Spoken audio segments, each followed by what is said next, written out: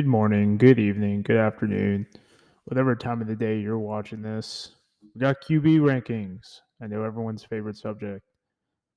Week 2 is in the books for the XFL. We're only 3 weeks away from meeting where we were in 2020. So that's a personal win. Without further ado, if you guys didn't check out my video from last week, there's a link in the description. And once again, I appreciate all the comments, likes, and subscribers that are coming in. Channel's growing. The more we grow, the more I do this one. And I'm definitely going to be doing a giveaway at 1,000 subscribers. So let me know if you're into that. Let me know. I'll do something on Twitter and we'll do a little giveaway from that. So without further ado, let's start this QB rankings. So we got 10 people on the list this week, but we're still going to start off with our honorable mentions. So our honorable mentions are going to be Derek King and Cole McDonald. Now, King, you obviously saw what he did. Despite the muddy game against Vegas, he was kind of the catalyst that kept the machine moving forward for the defenders. As you saw, defenders had over 200 yards rushing between him, Teamu, Raquel Armstead, and Abram Smith. And despite some ugly turnovers and fumbles from the defenders, they were able to come away with the victory at the muddy Cashman Field. Now, King still hasn't really established himself as a passer. I don't know if we're ever going to see that with St. Louis coming in next week at both teams 2-0, looking for the sole ownership of first place in the Northern Division. Obviously, St. Louis is going to be motivated because of their return to the Dome. We're going to have to see King throw the ball at some point. Now, he's still managing to add touchdowns on the ground, continue that read option, and then become a weapon in the extra point conversions. However, I can't rank King in our actual rankings yet due to his lack of passing ability. Cole McDonald still in that same category as well. He did throw 2 passes this week. One of them was a long ball for an incomplete pass, but him and Silver's got this dual quarterback system working. So it's kind of one of those, if it doesn't break, don't fix it. McDonald was able to add 40 yards rushing, no touchdowns this week, was able to convert on some extra points, and then open up the running game for Max Borghi, who scored on his touchdown, about a 5-yard scamper out.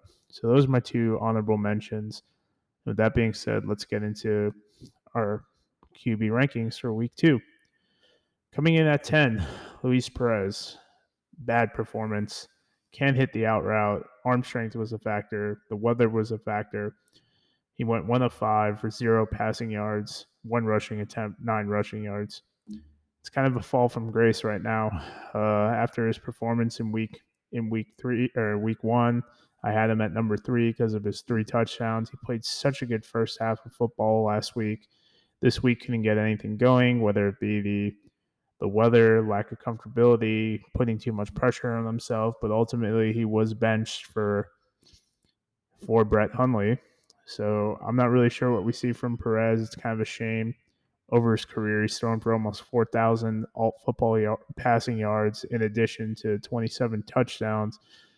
So this is kind of a little bit of a fall from grace for Perez. But if you've watched this guy over his career, he's had these moments in which he's gone to the bench and then came back, kind of provided as a relief pitcher, coming in for games, especially in 2020 with Matt McGloin and 2022 with the Generals kind of coming in, offering that stabilizing force. But he definitely hasn't been that the first 2 weeks of the season. Literally threw the game away in week 1, and week 2 couldn't complete a pass for to save his life. Definitely a concern. I'm not worried about Perez getting released or anything like that. I think his workload is way too, his pedigree of work is way too, I don't want to use the word impressive, but strong to get rid of him. But unfortunately, it does look like going into week 3, he will not be starting. So it was Luis Perez at 3. Coming in at number 9, making his first appearance in the outdoor league since the 2021 Spring League, Deontay Francois. Now, Francois didn't really look like he had much command of the huddle. Didn't really look like he understood the playbook that well. less than inspiring results. He went 6 of 13 for 8 yards, 1 touchdown, 1 pick. Originally had him at number 14 in my video rankings, number 11 in the way too early rankings, due to him presumably being the starter before Paxton Lynch showed up. This week he's at number 9. It just that whole team is jacked up. Both these quarterbacks with Paxton Lynch and Francois just seem to not be able to get comfortable due to this rotating in and out, and not for a play or two, but just constantly series. And then they throw Paxton in, and then they throw Francois in. It doesn't look like there's any consistency, and there looks like to be a lot of, I don't want to use the word infighting, but between Shane Matthews and the offensive coordinator. Shane Matthews is getting the play from the offensive coordinator, I believe it's Robert Ford, and then relaying it to the quarterback. It just seems like a lot of hoopla and a lot of nonsense going on, and it's not very streamlined. Buckley's having a lot of issues on the sideline. It just kind of it doesn't look good. Now Francois was able to make some nice plays with his legs, keep the drives going, but there's just too many penalties. Both Francois and Lynch suffered from their receivers dropping passes. Francois, I saw, had 2. I graded him for like 4 bad throws of his 7 incompletions. So it does not look like the Guardians are able to get it together, and it's only going to get worse for them. It seems like right now we all have the Guardians going 2-8. I'd be surprised if they get to that. They do have some players on the team like John Martin, and the receiving core isn't terrible at all with Eli Rogers, Lance Lenoir, and even Andrew Jamil. Cody Latimer's been a nice surprise, but ultimately, I don't see Francois succeeding much. He's always had an issue getting above like 58% completion percentage, and we saw that as he obviously went under 50% this game. Now, coming in at number 8, number 8 and number 7 can kind of be interchangeable. I go with Hundley at number 8. Originally, I had him at number 5 for my preseason ranking. Last week, he obviously didn't play. He made his debut. Kind of just thrown in there on a real muddy field. Not much practice time. He's only been with the team like 2.5 weeks. Kind of thrown into the fire. Went 11 of 18, 98 yards, 0 touchdowns, 0 interceptions, 5 rushing attempts for 24 yards and a fumble. I mean, I'm going to chalk this one up to just getting his feet under him. I'd be more concerned with the performance next week after another week of practice, taking QB1 reps, and then on a nicer field. I mean, Cashman Field was obviously a disaster, and then you add in the weather, so there's not much we can go off of here. But Hundley's got the NFL experience. He's played in NFL games. He's played in NFL preseasons. He's been in NFL quarterback rooms. I personally think he can only get better. Unfortunately, this was his first go around in the XFL, in alt football, and he's kind of being thrown together. He did make some nice throws. I counted about 3 drops from his receivers that could have affected his completion percentage. In addition to, he made 2 bad throws, so that could account for 5 of his incompletions. Was a little bit more mobile than I thought he would be, especially on that muddy field. But ultimately, Hundley at this point gives the Vipers the best chance to win with a 10-game season, them being 0-2. You got to put your best QB forward, and that's what we always see in these alt football leagues is a lot of transition at the quarterback position because there's only 10 games. You got to make them all count. Coming in at number 7, I got Jordan Ta'amu. A little bit of legacy points with this one, and the fact that they won. Ta'amu's turning the ball over too much. He added another 2 fumbles this week. He was previously ranked at number 9. Originally, I had him at number 1 in my preseason ranking. I don't know what's going on with Ta'amu, and I think he's got one more week to kind of prove it until maybe we might see Derek King or even Eric Dungy, because Dungy is a better passer. Teamu's biggest benefit this week is the fact that Hundley kind of got thrown into the muddle. DeAndre Francois didn't look good, and Luis Perez didn't completed one pass out of his 5 attempts.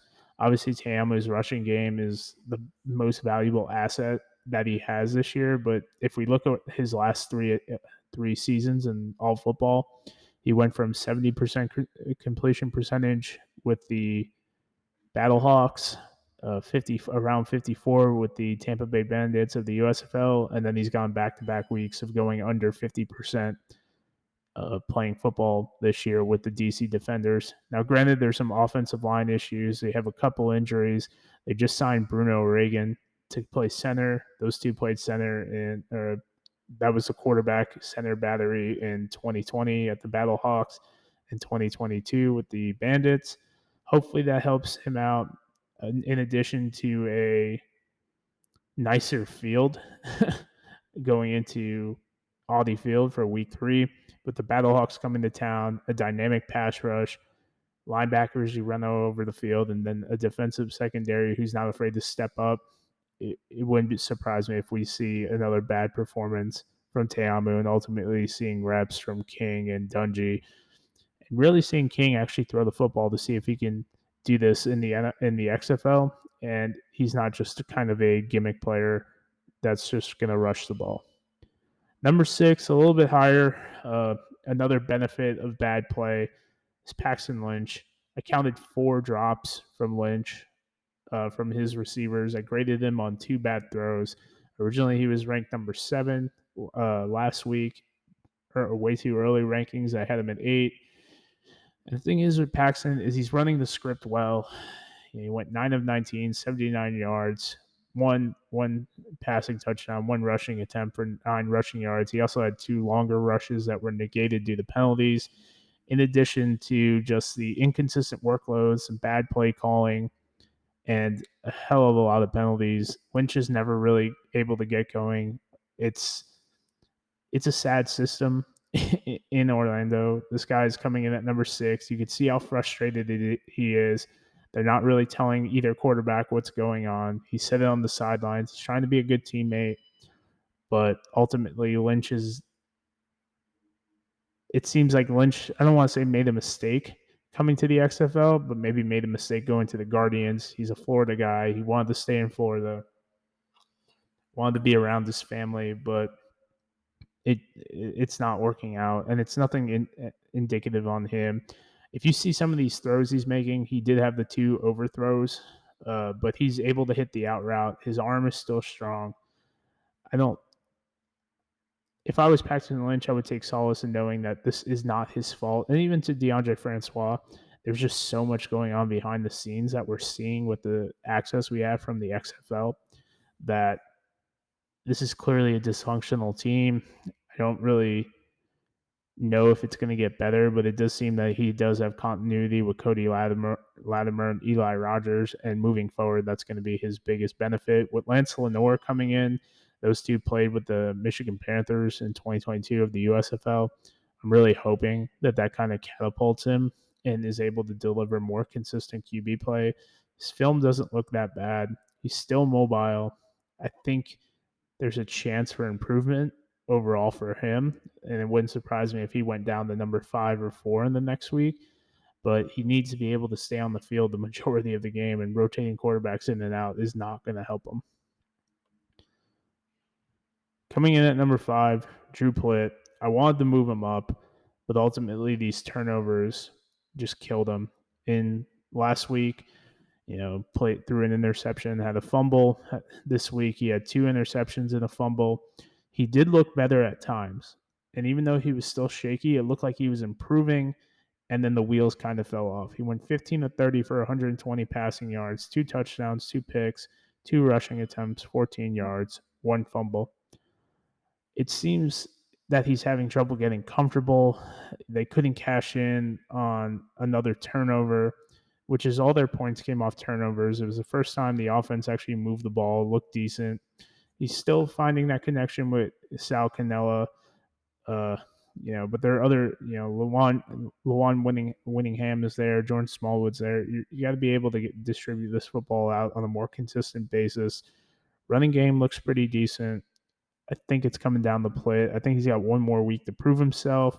Granted, Houston's got a dynamic defense. They had another 5 sacks this week. They had 7 in week 1, 11 tackles for loss, and then those 2 interceptions.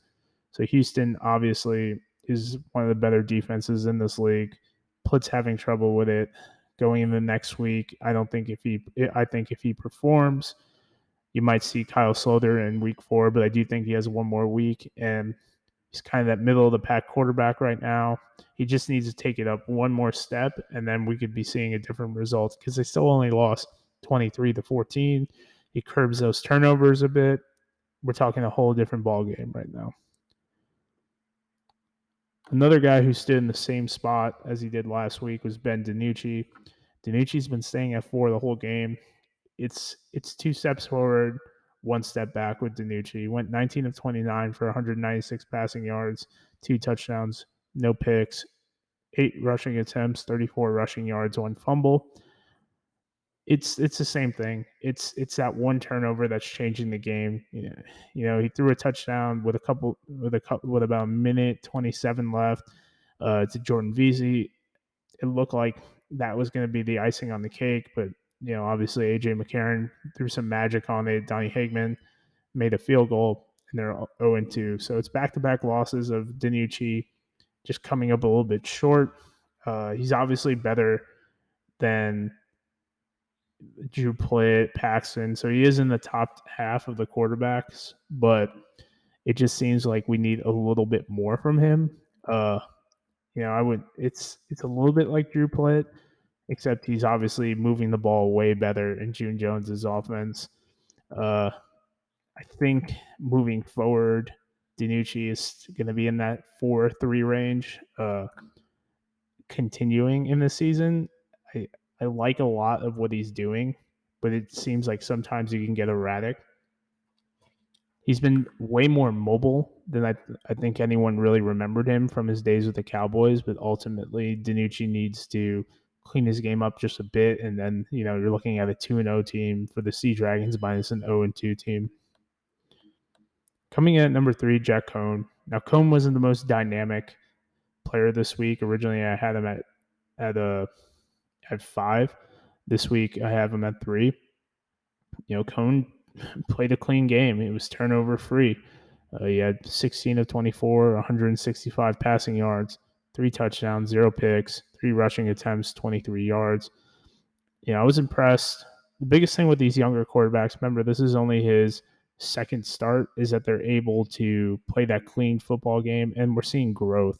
And that's the biggest thing, is that it appears that he's getting more comfortable. And the most impressive thing to me is that he was playing with 2 backup tackles, and that was my biggest concern. And I don't say I'm getting roasted on Twitter. I've seen some people talking like, "Oh, he didn't do too bad with those 2 backup tackles." Well, guess what? He's a true rookie playing in his first professional game. Yeah, there should be concern about a lot of it. You also see some great work from his backup quarterback, Reed Sinnett, who's kind of working with Cohn, talking about the coverages and pass protection and then what receivers are open. And you see a good relationship between him and Sinnett seems to be taking a role as another coach. Obviously, they did play the Guardians. It's more of a get-right game, but you play who's on the schedule. They obviously win. They're 1-1 moving into week 3, 10-game season with 8 games left. Continue to tread on, make progress, and build each day. That's what he did. He threw 3 touchdowns, which is the most in a game for the XFL team in 2023. I think PJ Walker had 5 in one game in 2020, but obviously Perez had 3 last week. Cohn has 3 this week. He's got 4 touchdowns on the year, and we did see that substantial growth. Coming in at number 2, Brandon Silvers. Had him number 2 last week. Consistent play, like he suffered from a couple drops like all these guys do, but after kind of that fast start in the first quarter, wasn't really on the field much due to a couple fumbles between Will Likely and then one of their running backs fumbled, or excuse me, Deontay Burnett fumbled. He did put together a decent game. Completion percentage was a little down. I counted him for 2 drops from his receivers. He did miss a decent amount of throws. There was a couple over over the middle of the field he should have made. I think it was like 2 or 3, but he ended up going 14 of 28, 173 passing yards, 2 touchdowns, 3 rushing attempts, -7 yards, mostly on kneel downs. When it came down to it, Silvers did make the throws that counted. It's aided by a great defense. He played turnover-free ball. It looks like Silvers, who's been in the AAF, the XFL in 2020, in the Spring League, and now the XFL in 2023.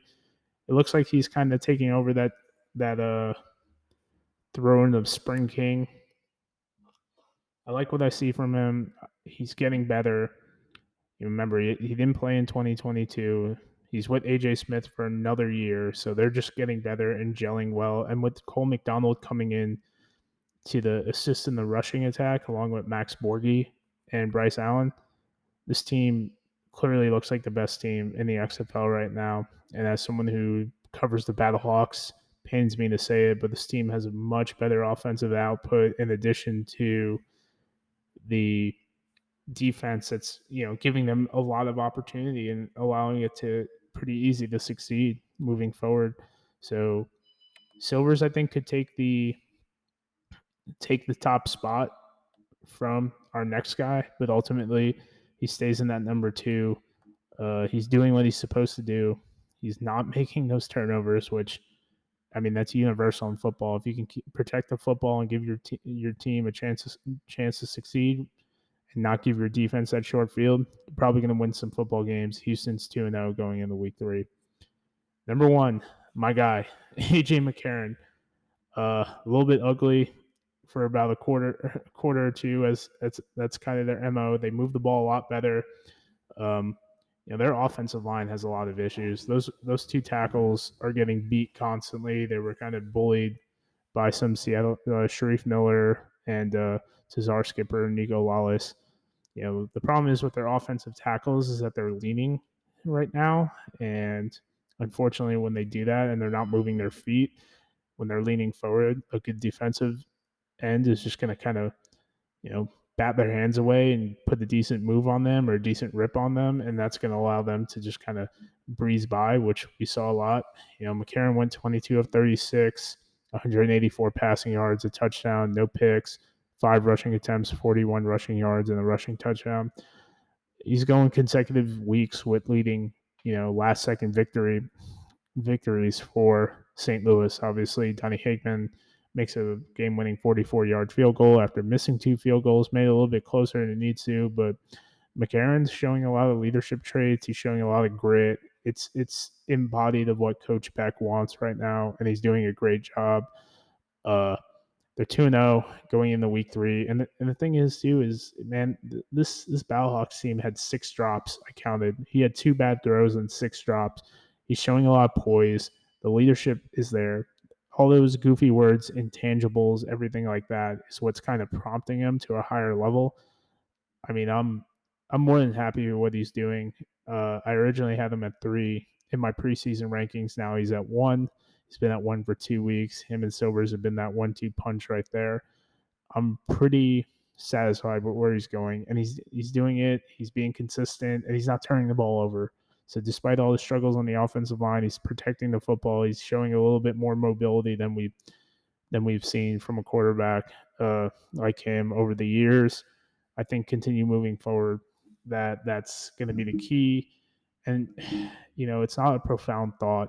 It's taking care of the football, teaching the receivers, especially as a veteran quarterback, and just being smart. And that's what he's doing. He's not forcing anything. It doesn't look like he's forcing a lot of throws. And ultimately, his stat line could be way better if these receivers catch the football. And we'll see that, as time improves and whatnot. But those are my quarterback rankings for week 2. Uber excited. XFL is in full force. USFL is coming up. If I missed anything, if you guys think I got something wrong, write a comment below. Let me know where I jacked up. I appreciate it. Be sure to like, share, and subscribe. And some good debate is always great when it comes to these rankings. Extremely grateful that I'm doing this right now and that you guys are liking it. And I've gotten a lot of DMs saying I'm jacked up, and a couple comments saying I'm doing well. So I appreciate it, guys. Thank you, and have a great night.